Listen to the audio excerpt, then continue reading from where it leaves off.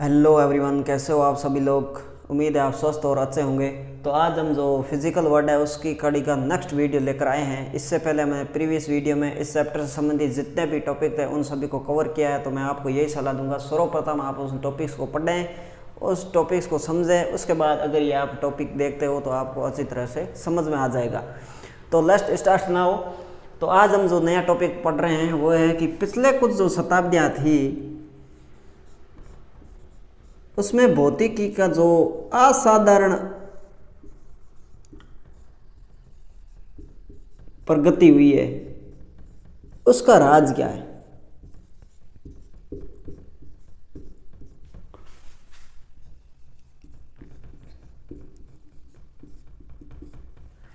यानी हम ये देख रहे हैं कि जो 16वीं शताब्दी है उसके बाद जो भौतिकी है, जो विज्ञान है, उसकी बहुत सारी असाधारण प्रगति हुई है। लेकिन उससे पहले जो विज्ञान की प्रगति थी वो इतनी अच्छी तरह से नहीं हुई थी।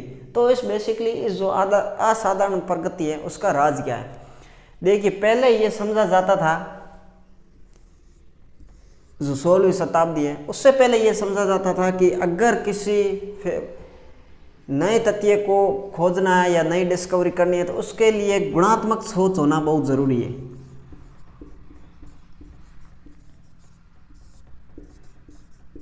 गुणात्मक सोच होना बहुत जरूरी है।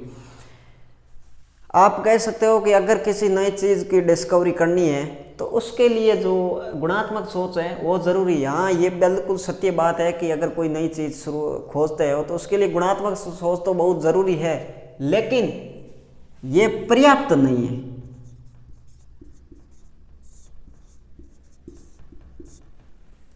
पर्याप्त नहीं है का मतलब ये है कि हाँ, गुणात्मक सोच जरूरी है लेकिन पर्याप्त नहीं है। इसके लिए और भी बहुत कुछ फैक्टर हैं जो कि उस डिस्कवरी के संबंध में महत्वपूर्ण भूमिका निभाते हैं। उसके बाद में वैज्ञानिकों में चिंतन मनन हुआ और उन्होंने गुणात्मक सोच को मात्रात्मक सोच में परिवर्तित करने का फैसला किया। देखिए, इनके मध्य में आपको डिफरेंस बताऊंगा। जैसे पुराने ज़माने में जितने भी थ्योरीज दी जाती थी वो एक लैंग्वेज के रूप में दी जाती थी, उनका मापन नहीं होता था। जैसे आप एक न्यूटन जो ग्रेविटेशनल फोर्स है उसके माध्यम से आप समझें कि इसमें ये नियम है कि प्रत्येक वस्तु दूसरी वस्तु को, यानी प्रत्येक पिंड किसी अन्य पिंड को एक आकर्षण बल के द्वारा अपनी ओर आकर्षित करते हैं और इस आकर्षण बल का नाम है गुरुत्वाकर्षण बल। तो ये बेसिकली हमारा जो किसी भी सिद्धांत है उसकी लैंग्वेज हुई। लेकिन हमें ये देखना है कि इसका जो फोर्स है उसका मैग्नीट्यूड क्या है, यानी वो कितने फोर्स है उसकी ओर आकर्षित कर रहा है, उस फोर्स का परिमाण क्या है। तो पहले सिर्फ गुणात्मक सोच हुआ करती थी, यानी थ्योरियाँ दी जाती थी, उसका मापन नहीं होता था। लेकिन 16वीं शताब्दी के बाद में ये एक महत्वपूर्ण उपलब्धि हुई कि जितनी भी गुणात्मक सोच थी, जैसे जो गुरुत्वाकर्षण नियम का जो लैंग्वेज है वो एक गुणात्मक सोच है, उसको मात्रात्मक सोच में परिवर्तित करने का प्रयास किया गया। मतलब ये है कि उसको अब सिद्धांत तो दिया जा चुका है कि इतने बल से कोई वस्तु दूसरे वस्तु को आकर्षण बल से अपनी ओर खींचती है, लेकिन उस बल का परिमाण क्या है, वो वस्तु उस दूसरी वस्तु को कितने परिमाण फोर्स से अपनी ओर खींच रही है। तो फिर न्यूटन ने बताया कि ये जो परिमाण है ये दो वस्तु के द्रव्यमान के गुणनफल के अनुक्रमानुपाती और उनके मध्य के दूरी के व्युत्क्रमानुपाती होती है। यानी अब ये हुआ कि जितने भी थ्योरियाँ दी जा रही थी अब उनका मापन भी किया जा रहा था। तो ये जो भौतिकी असाधारण प्रगति, इसमें महत्वपूर्ण परिणाम यही है कि अब गुणात्मक सोच है वो जरूरी है लेकिन पर्याप्त नहीं है। उसके लिए अब जरूरी है कि मात्रात्मक सोच होना भी साथ साथ में ज़रूरी है, जिसके लिए हम जान सकते हैं कि उस थ्योरी का जो मापन है वो भी किया जा सकता है। तो बेसिकली असाधारण प्रगति का जो मेन रीज़न है वो गुणात्मक सोच तो थी, लेकिन उसके साथ मात्रात्मक सोच को, यानी वो सिद्धांत है उसका मापन किस प्रकार किया जाए उसको भी सोच को शामिल कर लिया गया। तो नंबर 1 ये।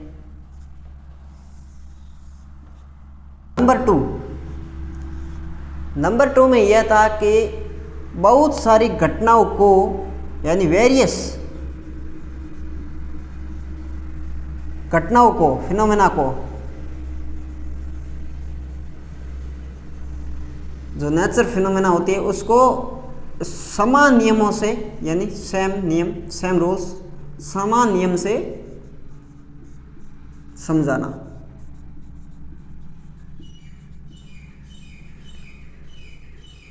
चलिए इसको समझते कि कैसे। पहले ये सोचा जाता था कि हर घटना जो अलग घटित हो रही है उसको अलग अलग एक्सप्लेनेशन के माध्यम से समझाएं, यानी हर घटना के लिए अलग अलग प्रिंसिपल्स दें और उन प्रिंसिपल्स के माध्यम से उस घटना को समझाने की कोशिश करें। लेकिन 16वीं शताब्दी के बाद में एक और प्रयास किया गया कि विभिन्न प्रकार की जो घटनाओं हैं, विभिन्न प्रकार की जितनी भी घटनाएं हैं, उन घटनाओं को कुछ नियमों के माध्यम से उन पूरी घटनाओं की व्याख्या करना। यानी अगर आपके सामने प्रकृति में कोई सैकड़ों या हजारों घटनाएं घटित हो रही है, लेकिन अगर आप उन घटनाओं की व्याख्या या तो कुछ छोटे से नियमों के समुच्चय द्वारा एक्सप्लेनेशन दे या फिर कोई एक नियम द्वारा अगर उसको एक्सप्लेनेशन दे, तो फिर आप देख सकते हो कि भौतिकी में जो प्रगति हो सकती है। क्यों? क्योंकि हर प्रकार की घटना को आप कुछ नियमों के माध्यम से बांधने का प्रयास कर रहे हो और एक नियम से बांधने का प्रयास कर रहे हो, यानी हर घटना के लिए आप अलग अलग प्रिंसिपल नहीं अपना रहे हो, उसको सेम नियमों से उसके एक्सप्लेनेशन देने की कोशिश कर रहे हो। तो बेसिकली प्रगति का मेन रीज़न ये भी है, यानी जैसे आप देख सकते हो कि आप कोई टैक्सी ड्राइवर हो, 4 व्यक्ति है, वो आपको अलग अलग घटनाओं पर, अलग अलग जगहों पर छोड़ने के लिए कहते हैं। ए को इस यहाँ पर जाना, बी को यहाँ पर जाना, सी को यहाँ पर जाना, डी को यहाँ पर जाना है। तो अगर आप ऐसे करें कि ए को छोड़कर वापस आए, वापस बी को छोड़े और वापस आए, और सी को छोड़कर वापस आए और वापस डी को छोड़े, तो ये आपके लिए एक बर्डन की तरह होगा। लेकिन आप ऐसा करें अपनी टैक्सी में चारों को बिठा लें और वापस यहाँ ए की तरफ रवाना हो, ए को छोड़ दिया, बाद में बी को, सी को, डी को, तो आप में इसमें आपने प्रगति की। प्रगति कैसे की कि आपने वापस एक एक हर व्यक्तियों को अलग अलग छोड़ने के बजाय आपने एक ही बार में सभी को अपनी जगह पर छोड़ दिया है। तो यहीं पर देखा जा सकता है कि हर जो फिनोमेना है, नेचर है, उसको अलग अलग घटनाओं हैं, उसको अलग अलग नियमों से नहीं समझाकर कुछ नियमों के समुच्चय द्वारा या फिर कोई एक नियम के द्वारा उसको समझाने का प्रयास करना। तो बेसिकली 16वीं शताब्दी के बाद में ये 2 मेन रीजन है। गुणात्मक सोच ये जरूरी है लेकिन पर्याप्त नहीं, उसके साथ मात्रात्मक सोच भी इंट्रोड्यूस की गई, यानी उसको जितने सिद्धांत दिया रहे उसको मापन किस प्रकार किया जाए, उस प्रकार की जो सोच है वो इस प्रगति में सहायक होती है, सहायक हुई। वहीं दूसरी ओर वेरियस फिनोमेना है, समान नियमों से वेरियस फिनोमेना को समझना। जैसे आप यहाँ पर इसके संबंध में अगर आप उदाहरण लें तो आपको थोड़ा क्लियरिटी आएगी कंसेप्ट को लेकर।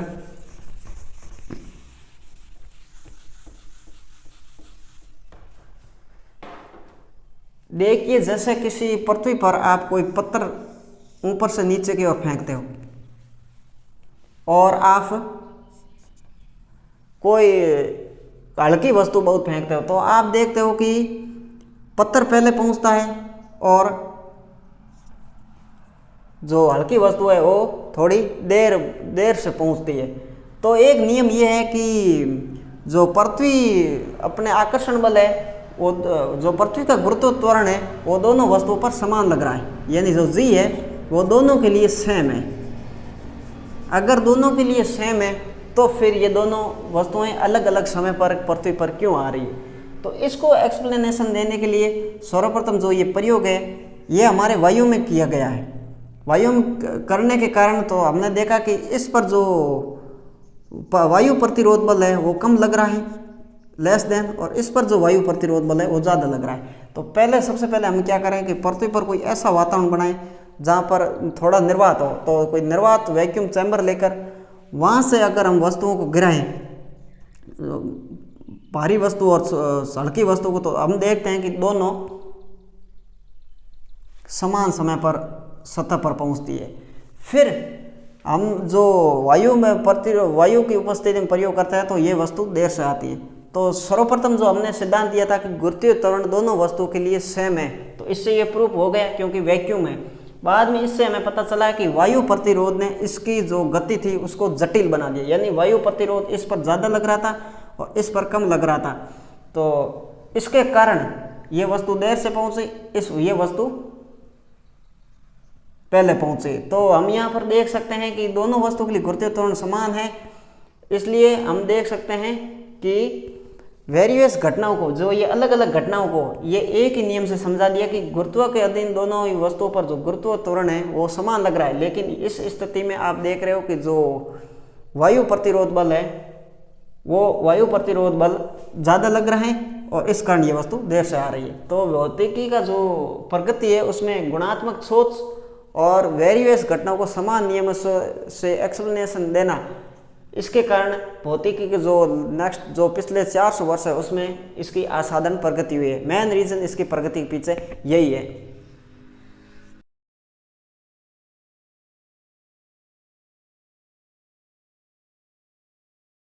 नेक्स्ट टॉपिक में हम बात करेंगे कि भौतिकी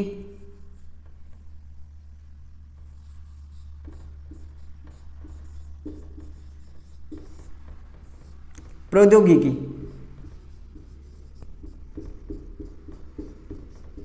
वह समाज के मध्य संबंध, यानी भौतिकी, प्रौद्योगिकी और समाज के मध्य किस प्रकार संबंध है। तो देखिए कि भौतिकी प्रौद्योगिकी में किस प्रकार सहायता करती है, प्रौद्योगिकी भौतिकी में किस प्रकार सहायता करती है, और इन दोनों की प्रगति से समाज किस प्रकार लाभान्वित होता है, इनके मध्य हम इस टॉपिक में चर्चा करेंगे। तो सर्वप्रथम हम ये देखते हैं कि जो भौतिकी है, जो प्रौद्योगिकी की है, वो भौतिकी में किस प्रकार सहायता करती है। देखिए ऊष्मा इंजन का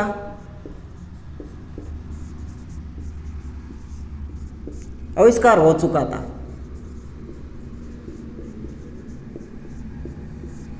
और भाप इंजन का भी आविष्कार हो चुका था। यानी ये प्रौद्योगिकी मतलब होता है कोई नया प्रकार का इनोवेशंस, आविष्कार। तो आविष्कार में हम बहुत सारी चीज़ों को ले सकते हैं, जैसे कि आज जो मोबाइल फ़ोन है, जो टीवी है, रेडियो, ये सब इनका आविष्कार हुआ है। और खोज होती है जो नई जो घटना है उसको एक्सप्लेनेशन करने के लिए जो सिद्धांत थ्योरी है वो उसकी नई खोज होती है। तो जो नया इनोवेशन होता है वो प्रौद्योगिकी होती है। तो 19वीं शताब्दी में भाप इंजन और ऊष्मा इंजन का जो है आविष्कार हो चुका था। तो इन प्रौद्योगिकी के माध्यम से, यानी ऊष्मा इंजन और भाप इंजन को समझने के लिए जो एक भौतिकी का जो नया ब्रांच है वो ऊष्मा गतिकी का उद्भव हुआ। यानी ऊष्मा इंजन और भाप इंजन को समझने के लिए ऊष्मा गतिकी का उद्भव हुआ। यानी भाप इंजन किस प्रकार कार्य करता है, ऊष्मा इंजन किस प्रकार कार्य करते हैं। तो यहाँ पर आप देख रहे हो कि प्रौद्योगिकी से ऊष्मा जो भौतिकी है, भौतिकी का जो ब्रांच है उसका उद्भव हुआ। यानी प्रौद्योगिकी ने भौतिकी को जन्म दिया है। तो इसमें बेसिकली इस जो ऊष्मा गतिकी का जो उद्भव है इसके पीछे मेन रीज़न यही है कि इनके जो कार्य प्रणाली उसको समझना और इनकी कार्य प्रणाली को समझकर फिर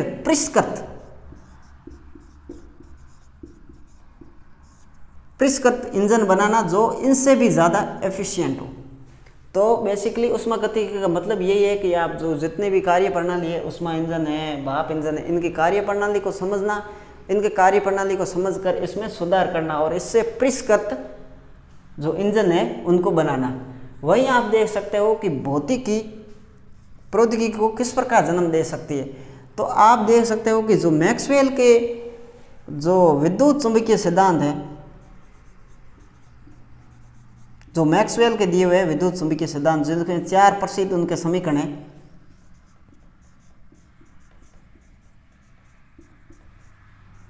जो मैक्सवेल के विद्युत चुंबकीय सिद्धांत है, जो 4 समीकरणों के समुच्चय द्वारा इन्होंने एक्सप्लेनेशन दिया था।